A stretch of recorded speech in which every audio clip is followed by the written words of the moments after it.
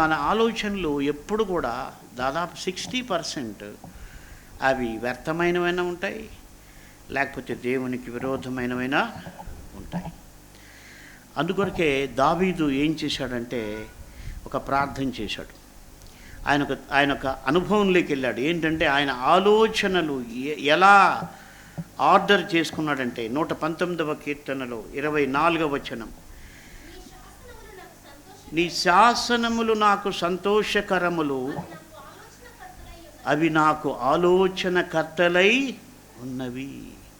అంటే ఆయన ఆలోచన విధానం దేవుని శాసనం పైన ఉంది, మనుషుల సలహాల పైన కాదు. అట్లనే మనుషుల సలహాలు తీసుకోవద్దని కాదు, ఆ మనుషుల సలహాలు దేవుని శాసనానికి అనుగుణంగా ఉంటేనే అవి ప్రయోజనం, కానీ లేకపోతే అవి ప్రయోజనమో కాదు. అందుకని దావీదు ఒక తీర్మానం చేశాడు, తన ఆలోచనలన్నీ కూడా దేవుని శాసనం ప్రకారం ఉన్నాయా లేదా అని చూసుకున్నాడు. అవి నాకు ఆలోచనకర్తలై ఉన్నవి. అంటే ఏంటి? తన శరీరము నుండి వచ్చే ఆలోచనను ఆయన తీసుకోవట్లేదు, లేదు ఏదో స్నేహితులు చెప్పారు కాబట్టి తీసుకోవట్లేదు.